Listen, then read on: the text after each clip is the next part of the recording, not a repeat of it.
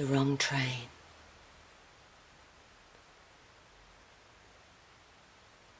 I've died like 1,000,000 times now, on stage and off, and both are fun. Doesn't matter how hard you cut down, I never shed a drop of blood. I reach into my purse, throw the busker $1, and glare suspiciously at the hungry-looking guy to the left of me, who's eyeing off one of my bags. I check his boots for platform heels and imagine the worst. My bet is, he's carrying nerve gas in the top left pocket of his polyester shirt. He's going to sprinkle it around like fairy dust when we get to Grand Central Station. Then he's going to tap dance on my new red sandals and blow my world to smithereens. I wish he'd hurry up.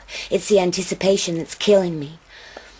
I pull my bags in close and count them for the 3rd time since I've stood still. I'm on luggage alert. I know that as soon as I stop counting my bags, they will leave. They will grow legs, pick up, and walk away from me. I used to have a lot more luggage, but being a girl of my time, I've downsized. Now I've got it down to 3 bags, one for publicity materials, and I carry them all around the world and count them at regular intervals. Being a 21st century showgirl is a full-time job. I am diva and road crew, producer and publicist. I bring my own lighting and I put up my own posters. Lucky I'm wearing flat shoes. When I left to start my new life, you promised me that you would write. When I left, I never knew life would lead me to you every time. Oh. Right now, I'm in between apartments. Some people might call it homeless, but while people are still prepared to put you up, you are not yet homeless. Fortunately, I have learned every rule in the art of being a freeloading foreigner. The first rule is that guests and fish go off in 3 days. If you can make yourself useful, you can stay longer, but as soon as your usefulness is expired, you will be disposed of. This city has no memory. I've managed 4 nights accommodation this week, but only because I've been nursing a friend through a facelift. In exchange for his narrow leather couch, I have picked him up from the plastic surgeon, emptied his blood bags and bathed his staples and his screws. I have fetched his medicine and made him chicken soup. Now that he can see through the swollen slits of his new baby blues, I have given him back his space, and I am on the move.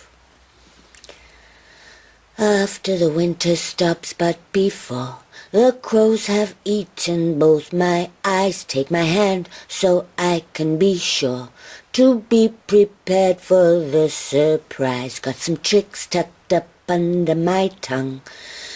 The tears well up in my eyes and start burning little rivulets down my cheeks. I'm leaking again. I don't know what's the matter with me. I'm like the weeping Virgin Mary. It just streams out of me like a tap with an old washer. I rustle through my tartan backpack to find my sunglasses and my tissues. I've learned to keep my face really still so nothing in my expression gives me away. The glasses hide my eyes, and I casually brush away the tears with the back of my hand. But as the train arrives, the terrorist smiles at me with such compassion that I know he has seen me leak. I turn away from his soft brown eyes, ashamed at having convicted him. He's probably just lonely. I don't know whether to comfort him or report him. Everyone looks like a terrorist to me today. And when I cry out, I don't know. That's your turn to come and steal the show. Take it all away.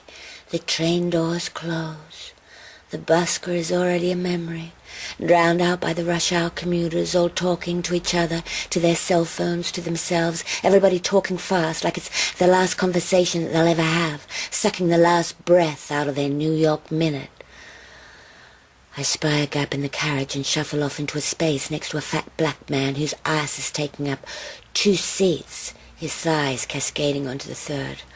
I calculate the space I have to squeeze into before navigating myself into the seat, piling my bags up in front of me. He glances at me, but I keep my eye line up and focus on the signage. torn earlobe, tired feet, learn English, traffic accident, have no credit. We don't care. If you're reading this, you're not home. I close my eyes and breathe deeply. This is home. Home is where the pain is. The train rocks me down the line, the familiar click-clack calming me down. I'm just like a baby in a pram, most happy when I'm moving, heading towards destination me, like a deluded Pollyanna, chasing my dreams into the world, across borders and over bridges, up highways and through tollways, and into the rooms of strangers and the arms of men and women, some of whom are nameless and some whose names continue to haunt me as I keep running like a racehorse with my tail so close to my mouth now. It's a wonder I haven't taken a bite out of myself. Never mind, just stick another carrot in front of me, another gig, another project, another brilliant fucking idea, and point me in the direction of a black box theatre, a CD launch, comedy club, cabaret room, theatre festival, poetry slam, performance, picnic, Buddhist temple, beer barn. Anywhere my voice can have a place, I'll hunt it out like a heat-seeking missile. I'll find that place if it kills me.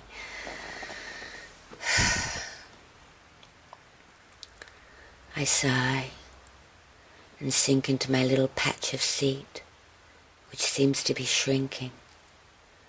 My arm, which is jammed up against the cold metal panel, is starting to cramp, and it appears that the fat man is expanding. He's got that focused look on his face like a baby on the potty, and I realize that he is using his girth to press me up against the wall like a garbage compactor. Is he trying to kill me? I put my hat box onto my knee and I give him my pushy dame routine. Excuse me, sir, you're already taking up 2 seats. Is it necessary to take up 3? The train comes to a halt. The carriage stops talking. He looks me up and down real slow and stops on my sandals. Click your heels 3 times, sister. I look out the window and realize I'm on the wrong train.